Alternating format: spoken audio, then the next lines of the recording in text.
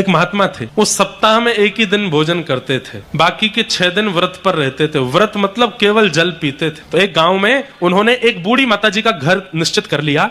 बूढ़ी माताजी अकेली रहती थी और रुई की बाती बनाती थी। वो बाती जाकर के विक्रय करती थी, उससे जो धन मिलता था उसी से अन्न खरीद करके घर में प्रसाद बनाती थी। भगवान को भोग अर्पित करने के बाद स्वयं पाती थी और सप्ताह में एक दिन वो महात्मा घर आते थे, उनको पवाती थी। आज वो महात्मा जब प्रसाद पाए और प्रसाद पाने के बाद जैसे ही घर से निकले तो एक परम सुंदरी सामने से जा रही थी। महात्मा वैसे तो सबको देख करके नेत्र नीचे कर लेते थे, पर आज उस सुंदरी का रूप देख करके महात्मा ने नजर तो नीचे कर ली, लेकिन उनके मन में ख्याल आया कितनी सुंदर है, इसका रूप कितना सुंदर है, एक बार और देख लो।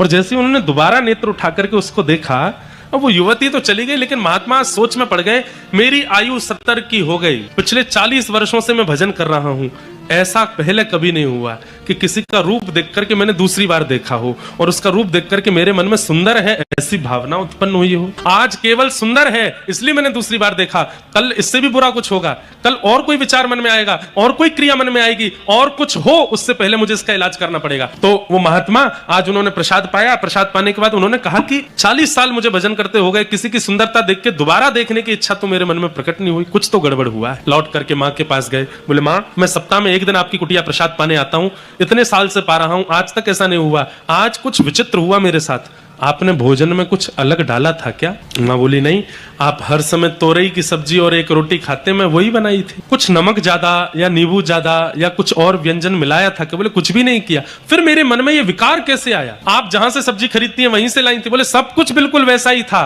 जैसा 40 सालों से है, तो फिर आज परिवर्तन चित्त में क्यों आया मेरे? तब माँ ने थोड़ा विचार किया और सोच के बताया, महात्मा एक बात इस बार नई हुई थी। बोले क्या? बोले मैं रुई की बाती बनाती हूँ, बाती बना करके बाजार में बेचती हूँ, उससे जो धन मिलता है उससे मैं रसोई का सामान लाती हूँ। पर इस बार एक बात हुई थी क्या कि मैं जब रुई की बाती बना रही थी तो जिस प्रकाश में, दिए के प्रकाश में बैठ करके बाती बना रही थी, वो दिया बुझ गया था, उसका तेल खत्म हो गया था, थोड़ी सी रुई बची थी, तो थोड़ी सी रुई बचने उसके लिए मैंने सोचा रात्रि हो गई है, अब मैं और तेल डाल के दिया क्या जलाऊं? आंगन में पड़ोसी की खिड़की पर दिया जला है, उसका प्रकाश आ रहा है, थोड़ी देर इसमें बैठ के बना लेती हूँ। पड़ोसी के आंगन से आने वाले प्रकाश में बैठ करके मैंने दिया बनाए। महात्मा बोले पड़ोसी कौन है, इसके यहाँ धन कहां से आता है?